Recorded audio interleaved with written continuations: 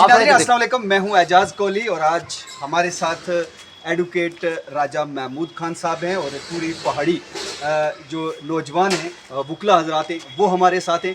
आज एक press conference हुई और इसमें एक बड़ा सवाल उठाया गया है कि इससे कबल जो पहाड़ी फोरम बनी है उन्होंने पहाड़ियों के साथ धोखा किया है। उनके जो भी मुतालबात थे उनको पूरा करने में कहीं ना कहीं वो नाकाम रहे हैं और आज प्रेस कॉन्फ्रेंस के ज़रिए इन्होंने कहा कि अगर वो पहाड़ी लोगों के, पहाड़ी नौजवानों के मुतालबात हैं जो वो पूरे नहीं कर सकते तो वो हमें बताएं, आप ओहदे से रिज़ाइन करें। आखिर ये सब करने की ज़रूरत क्यों पड़ी?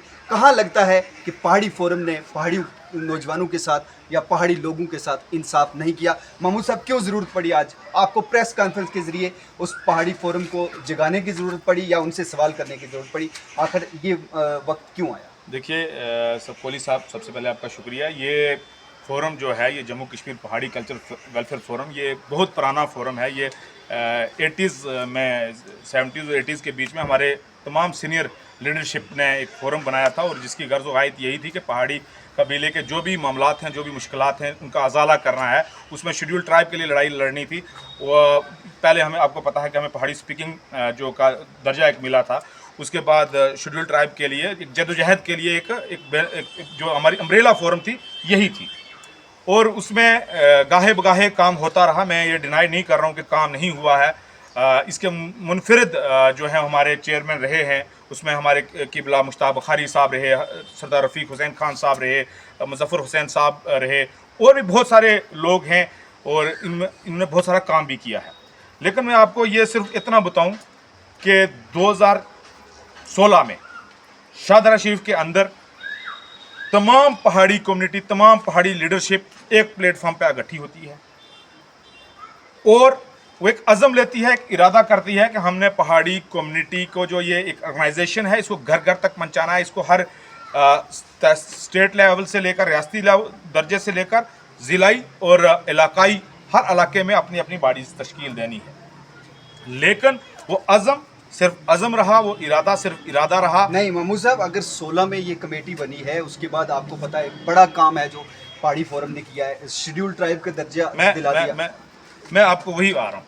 देखिए, शेड्यूल ट्राइब दर्जा लाने में कल्चरल वेलफेयर फोरम की कंट्रीब्यूशंस हैं, लेकिन जो ये दर्जा दिया है ये बीजेपी सरकार ने हमने दिया है। और इसमें बीजेपी की सरकार में आपको पता है मुर्तज़ा खान साहब हो गए, हमारे रविंद्र रैना साहब, विबोध गुप्ता साहब, इकबाल मलिक साहब और बहुत सारी लीडरशिप, रफ़ीक शाह साहब, ये लोग कल्चरल वेलफेयर फोरम के बैनर तले पे इन्होंने कोई काम नहीं लिया। इन्होंने जो है एक अपना एक अलग से एक टीम लेकर ये दिल्ली के अमित शाह साहब से मिले, पूरी एक संगठन चलता रहा और वो एक अलग चैप्टर है।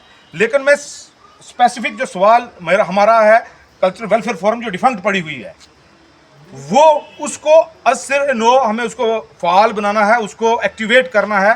क्योंकि शेड्यूल ट्राइब मिल गया अगर, तो पहाड़ी बच्चों के स्कॉलरशिप का मसला है। पिछले साल का बच्चों को स्कॉलरशिप नहीं मिला, बच्चों का जो है एडमिशन्स का मसला है, बच्चों का जो है हमारे नौकरियों का मसला है। उसके बाद हमारा यहाँ पे बेरोज़गार नौजवान बैठे हुए हैं, उनको स्कीमों में लाभ नहीं मिल पा रहा है। यहाँ पे कल्चरल हमारा ट्राइबल मिनिस्ट्री और सोशल वेलफेयर मिनिस्ट्री में अभी तक जंग छिड़ी हुई है, वो कोऑर्डिनेशन नहीं बन पा रहा है।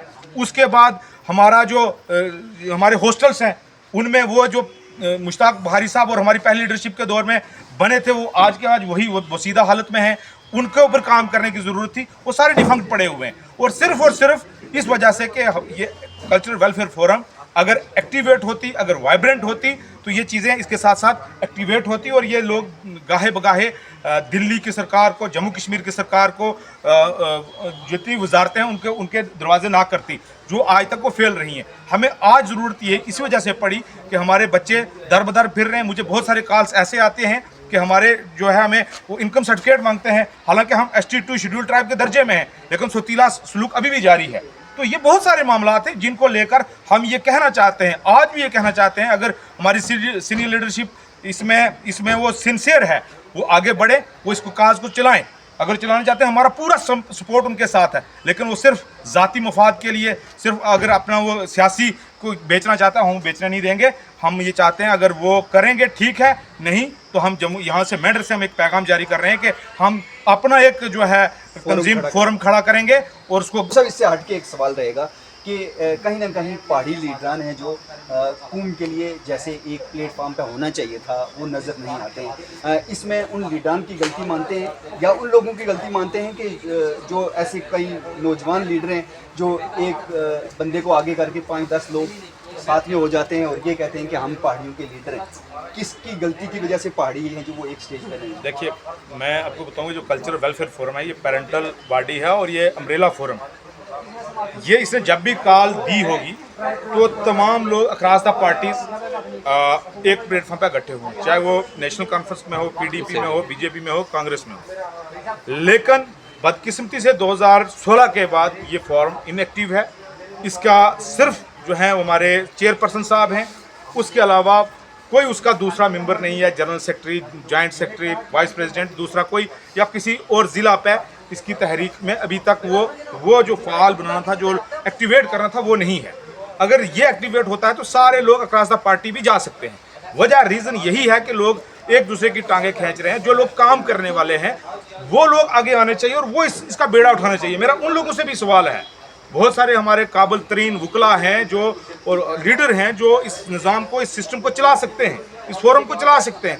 लेकिन अगर ये जो हमारे बुजुर्ग लीडरान हैं या जिन लोगों ने इसको हाईजैक किया हुआ है वो इसको अगर मुंतकिल करेंगे तो ठीक, नहीं तो यही कहा कि हम इसका अपना पैरेलल लीडरशिप खड़ी करेंगे, नौजवान इसका बेड़ा उठाएंगे, किसी ऐसे लीडर के पीछे हम चल पड़ेंगे जो उनको वाकया ही तरक्कियों की बुलंदियों पर ले जाए। पहले भी तो ऐसे ही हो रहा है कि मुख्तलिफ पहाड़ियों ने अपने लीडर हैं जो वो चुन रखे हैं जिनके पीछे जा रहे हैं। मेरा सवाल यही है कि क्या इन लीडरान की कभी आपस में बात नहीं होती है कि कौम के लिए या एक जगह पे आकर कैसे काम करना? देखिए, आपने देखा होगा 2014 के बाद या 2019 के बाद जो हालात बने, आपने देखा होगा कि जितने भी हमारी बड़ी लीडरशिप थी, कोई नेशनल कॉन्फ्रेंस में था, कोई पीडीपी में था, कोई कांग्रेस में था, कोई कहीं पे भी था, उन्होंने जब दिल्ली गए उन्होंने एक अज़म किया। उन्होंने अमित शाह साहब को एक वचन दिया कि हम अगर हमें शेड्यूल ट्राइब मिलता है हम जो है पार्टी नहीं देखेंगे, अगर हमें वोट भी देंगे और बीजेपी को भी सपोर्ट करेंगे।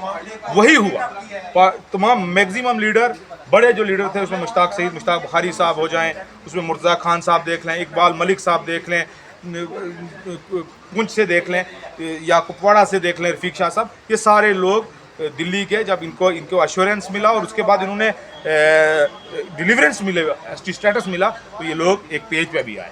बहुत सारे लोग होते हैं, अब सारे लोग एक पेज पे नहीं आ सकते। ये आपका बिल्कुल वजह है कि यही हमारा कारण रहा है और यही 40 साल हमें जो लगे, ये भी एक रीज़न रहा कि हम एक दूसरे की टांगें खींचते हैं। बीजेपी के साथ जो वादा किया था कि हम आपको वोट देंगे वो पूरा हो चुका है? बीजेपी को हमने वोट दिए हैं, इसमें कोई शक नहीं है। यहाँ से मेंढर्स में से बीजेपी 100 या 200 या 400 वोट लेती थी, यहाँ से 17,000, पूंछ से 23,000 से 23,000। उनसे वादा पूरा हो चुका है या इन फ्यूचर में भी बीजेपी देखें वो अब हमारे भी और बहुत सारे मामलात हैं, जैसे मैंने आपको बोला हॉस्टल्स के मामलात हैं, हमारे सब प्लान्स के मामलात हैं, हमें जो शेड्यूल ट्राइब्स के प्लान्स आते हैं उनके मामलात अभी पेंडिंग पड़े हुए हैं, हमारे बेरोज़गार नौजवानों के मामलात अभी तक पेंडिंग पड़े हुए हैं, हमारे बच्चों का जो है वो मुस्तकबिल दाव पे लगा हुआ है, उनके मामलात हैं। बहुत सारे मामलात अभी और हमने उनसे बातें करनी है। ये वो सियासी अलग है, ये गैर सियासी प्रेस कॉन्फ्रेंस है। मैं इसी वजह से ये कह रहा हूँ, अगर ये हल हो जाते हैं तो आप बीजेपी के साथ कंटिन्यू है, उसमें कोई हमें कोई। जी हाँ, अभी जो इनकी मांगे हैं, अगर बीजेपी सरकार वो मांगे पूरी कर लेती है, इनके तमाम तालबात को पूरा कर देती है तो ये बने रहेंगे। अदरवाइज बीजेपी को भी कितना पीर पंजाल से खतरा है। अभी के लिए बस इतना ही, किसी और वीडियो के साथ मिलते हैं। अल्लाह हाफिज़।